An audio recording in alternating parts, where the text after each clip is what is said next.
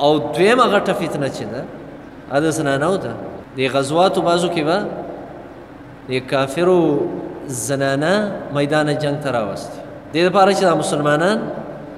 دا به د دې په تماشه شي او موږ به پې پته حاصله. خو صحابه کرامو چونکې د هغوی یو پاک ژوند و، د هغوی یو پاک تربیت و، هغه پاک تربیت د هغوی زړونه دومره پاک کړي وو چې د هغوی سترګې به یې پاکې وي. دغه سترګو باندې هغوی غیر محرمو ته نه کتل، میدان جنگ کې وې غړو ته کتلې نه، ځکه الله مدد و هغوی سره. دا یو فتنه نبي کریم صلی الله علیه وسلم فرمایل دې نه ځان وساته. ځکه حدیث کې راغلی دی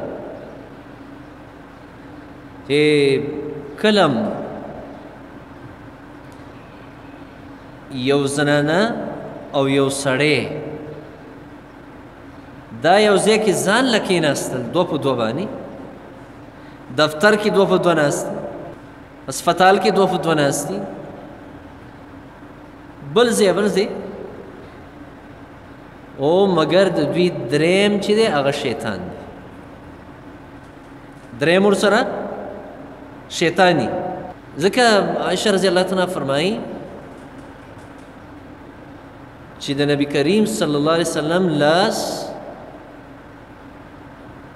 دا د یو زنانه د لاس سره نه دی ټچ شوی،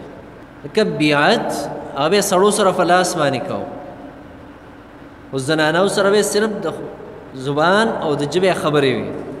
د هغې وعده به یې ترې اخیسته. ځکه د انسان ایمان، د انسان یو مسلمان ایمان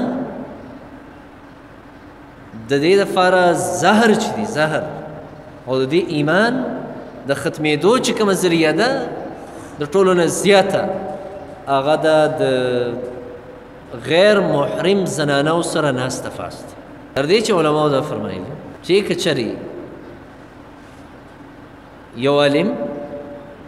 هغه دومره الله والا شي لکه یزید بستامي رضی الله تعالی رحمت الله علیه، او یو زنانه هغه د امت د ټولو نه لویه بزرګه شي، او که چرې دا دواړه دا علم والا هغې ته علم ښیي او مخامخ، نو دا ورله جایز نه دی، فتنه کې واقع کېږي، فتنه کې به واقع کېږي. ځکه دا ډېره لویه فتنه ده. د هغه فیر واقعه چې هغه بادشاه په لور باندې شیطان کېناست، علاجونه یې کول نه کېده، همدې شیطانو ته یو پیر صاحب وښوده برسیسه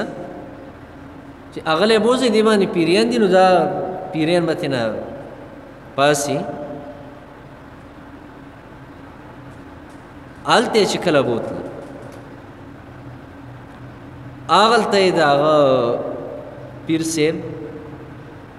ته دا طریقه وښوده چې دا خو د بادشاه لور ده، دا د دې طریقه دا ده چې دا یو څو ورځې دلته ځان سره د علاج دپاره ایسار راکتل، هغه یې وکړل. شیطان دغه پیر په بد عمل کې واقع کړ، او بیا د دې یېرې د وجې نه چې د دې حمل شي یا یې حمل شو، دا خو به زه ډېر بدنام شم، شیطانو ته بله طریقه وښوده. اوس ویل دا قتل که ته به د بدنامۍ نه بچ شي، او په یو ځای کې پټه بس یو ځای کې خښه که هغوی تپوس وکړو ته ووایه خو درغلې ده په هغه ورځ باندې دروته. دا چل یې پرې وکړه، پیر صاحب باندې دا چل م وکړه، قتل یې کړه، خښه یې کړه. شیطان لاړ هلته هغه ته یې وویل چې هغه ستاسو جنۍ چې وه هغه خو هغه پیر ورسره بدعملي وکړه او د هغې نه فس یې قتل کړه او پلانکي ځای کې یې خښه کړې. هغوی رال او پوجیان یې رال چې وکتل هغه ځای نه یې راوویسته د هغې لاش،